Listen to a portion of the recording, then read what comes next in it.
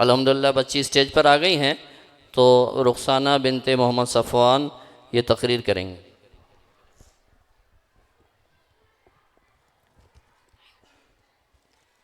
نحمدو ونصلی ونسلم علی رسول الکریم، اما بعد فاعوذ باللہ من الشیطان الرجیم، بسم اللہ الرحمن الرحیم۔ انہو لقرآن کریم فی کتاب مکنون لا یمسہ الا المطہرون، صدق اللہ العلی العظیم۔ سامعین محفل، السلام علیکم ورحمۃ اللہ۔ آج میری تقریر کا موضوع ہے تلاوت قرآن کی فضیلت۔ اللہ تعالیٰ قرآن پاک میں ارشاد فرماتا ہے، انہو لقرآن کریم فی کتاب مکنون لا یمسہ الا المطہرون۔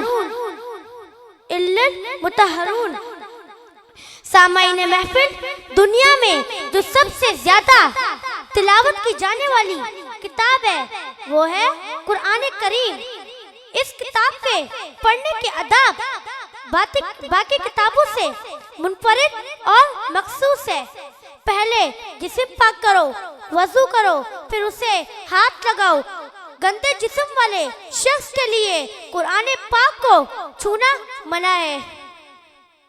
حضور اکرم نور مجسم کے اس فرمان ذیشان سے یہ ثابت ہوا کہ امتی مسلمہ میں افضل ترین وہ شخص ہے جو خود قرآن عظیم کو سیکھے اور دوسروں کو سکھائے۔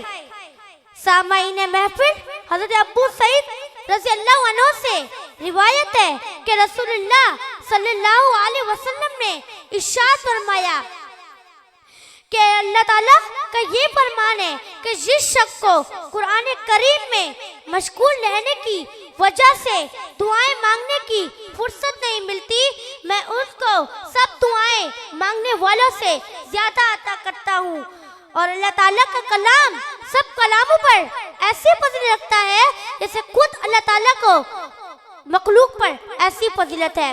اس حدیث پاک سے معلوم ہوا کہ قرآن کے تلاوت قرآن میں مشغول رہنا، قرآن پڑھنے پڑھانے میں مشغول رہنا، فہم قرآن میں مشغول رہنا، مسائل قرآن میں مشغول رہنا، فہم قرآن میں مشغول رہنا بہت بڑی فضیلت رکھتا ہے۔ جیسے خود اور اگر وہ اس مشغولیت کی وجہ سے بارگاہ الہی میں التجا و دعا نہ بھی کر سکے تو تمام دعائیں مانگنے والوں سے زیادہ عطا کہتا ہے۔ یہی ہے آرزو کہ تعلیم قرآن عام ہو جائے، یہی ہے آرزو کہ تعلیم قرآن عام ہو جائے، ہر ایک پرچم سے اونچا پرچم اسلام ہو جائے، ہر ایک پرچم سے اونچا پرچم اسلام ہو جائے۔ آخر میں اللہ تعالیٰ سے دعا ہے اللہ تعالیٰ ہم سب کو نماز پڑھنے کی، قرآن پڑھنے اور سیکھنے کی توفیق عطا فرمائے۔ وآخر دعوانا ان الحمدللہ رب العالمین۔